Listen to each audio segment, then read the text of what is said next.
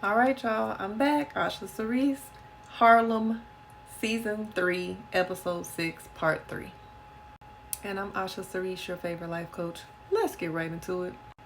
Ian shows up to the musical with a big giant duffel bag, which is Camille's hospital bag. He is overly prepared. He is ready for whatever. He's like, I'm standing by the exit door. I already got my space prepared for me in this big old bag. I'm ready. Again, Angie is backstage totally having a meltdown because the director then planted a seed in her head that this is a big night. There's a lot of pressure on her. It can go either way. It can be really good or really bad. And now she is having self-doubt and fears, and she feels like she may not be able to live up to the hype. And guess who comes to talk her out of that? Everyone's bestie, Quinn. Like, Quinn has such a way with her words. She is so there for all of her friends. She pours into them. She just speaks life into them, and she reminds Angie of who she is and what she's capable of doing and how much work that she has put in to get to this moment, from being on her couch, being a struggling actress, to actually having this big break and this big opportunity to show up and show out. And Angie feels relieved after this. She is able to clear her head, clear her mind, and prepare to rock the house. The show was an absolute success, y'all. She did an amazing job. It was a great production. They got a standing ovation. They came to the after party, New Orleans style, with the umbrellas, with the look. They're dancing to Zydeco music and listening to Juvenile, and Camille is out there twerking and having her a good time. Ian is like, calm down now. The doctor said, be careful. Your cervix has thinned out. You need to relax. She like, boy, bye. I'm out here handling my business. I'm dancing, having a good time with my girls. Kick rocks. So Mike does show up with flowers. These flowers right here to greet Angie and to congratulate her. But again, he was still kind of giving dry energy. And she was asking him how he felt about the show. And before he could really get into it, Malcolm Lee, a director, comes walking down the stairs. And Mike is kind of looking at him, kind of like sizing him up or whatever. But Malcolm Lee tells her that he was a little skeptical about the whole thing. He wasn't sure what to think, but she murdered her role. And not only did he congratulate her on doing a great job, but he offers her a part. When Malcolm Lee tells her how good of a job she does, you could see Mike looking a type of way. And it wasn't happy for her or supportive. So Malcolm Lee offers her a part in a movie. I think he said Quinta was supposed to play this role, but it conflicted with her schedule. It's co-starring Idris Elba. And it's a big deal. It's a big break. Like, this is the biggest offer she's had in her career. And so Mike is over there looking like a hater, which you always want to pay attention to if your partner gives you hater vibes. That's a clear sign to run the other way. But Malcolm Lee talks about the fact that the film will be shooting in June. And they're like, oh man, because that is when they are supposed to get married and go on their honeymoon. So although this is conflicting with the time, Angie's like, still thinking this is my big break. Maybe there's something we can do. But Mike is automatically like, well, thanks for the offer though. Like, nice to meet you. Kind of hurries him along. But the director is like, okay, well, just let me know. I got to know by tomorrow.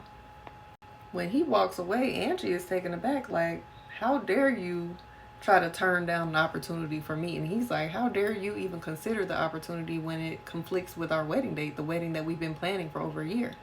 And he gives her an ultimatum. He's like, if you take this role, then you might as well just call the whole wedding off, because that's going to be the end of us. Again, I couldn't find any pictures of Camille being pregnant or in labor or whatever, but Camille's water breaks on the dance floor. Psh, gush, everywhere. They run and tell Ian. He thinking they joking. They like, no, fool. Everything that you've been preparing for, now's the time. So they panicking. He's out. He's like, all right, I'm going to get the van. You stay here, but meet me at the van. So they rush her out there to meet him. Angie stops the van like, I know y'all ain't trying to leave me. They hop in the van. They scurry on to the hospital. And she gives birth with Ian by her side. They're supporting her, and they give birth to their baby girl. They name her Harlem. How cute. So Mike and Angie have their talk. And again, Angie really loved him because Angie's been a free-spirited, sexually liberated woman from the beginning of this series. And for him, she was in it, invested, monogamous. She wasn't looking at no other man. She wasn't studying no other man. She was with him, and she felt like he loved her, supported her, was with her. And clearly he was not. He was not feeling the fact that she could not devote her whole life to taking care of him, spending time with him, being on his time. He thought that he was going to have her as a kept woman. And although she likes a man that got them coins and that can provide, she wanted to have her own and follow her own dreams as well. So they have a conversation, and she lets him know that, you know, even though he thinks that he's doing all the compromising, she's also compromising as well. And she lets him know that this is not just her career, but it's her purpose. And she said that this is her word. I quote her words. I think it's best we both move on in a direction that satisfies our individual needs. Period. She gives him his key.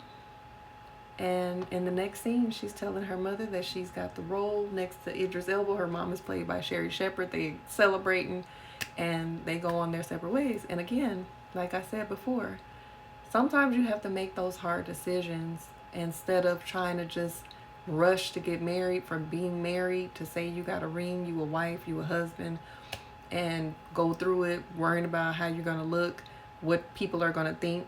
You have to make really tough decisions when it comes to a lifelong decision like marriage is supposed to be, the way that we intended it to be.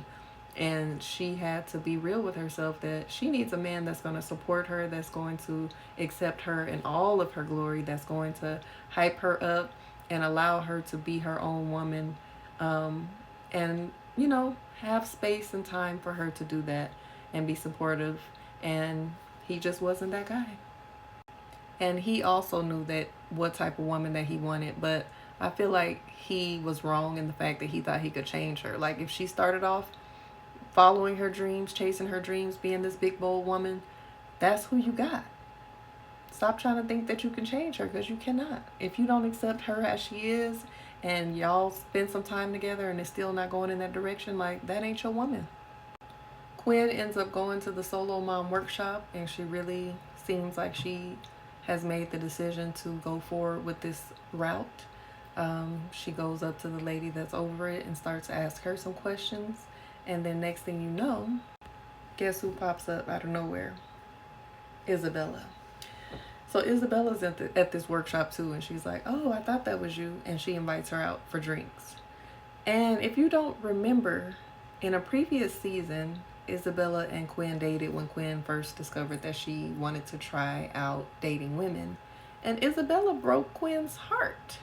So the fact that they're wrapping up her story with the cliffhanger of possibly they're going to go on the mom journey together, I don't know if I really like that, because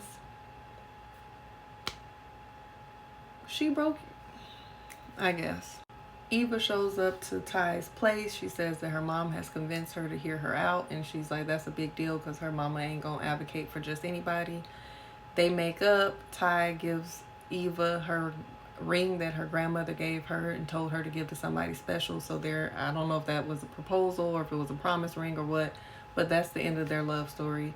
She tells her that she will marry her or be with her or whatever on the grounds that she goes to make amends with her family in Georgia. We don't get to see the story unfold. Ian and Camille put their baby girl Harlem to sleep. He says he thinks she needs more room. She's like, we can't afford that right now. And then he reveals that him and Portia broke up. He suggests they move back into the brownstone. He reveals that he's still in love with her. She says that she is too. They get back together. And Camille names her book Harlem Ever After. And that is the end of the series. I thought we were going to get at least 8 episodes, but this is it. So it was a great show. I really feel like their stories could have been told in a deeper way if they were given another season. But thank you for the seasons that you gave us. What are y'all thoughts?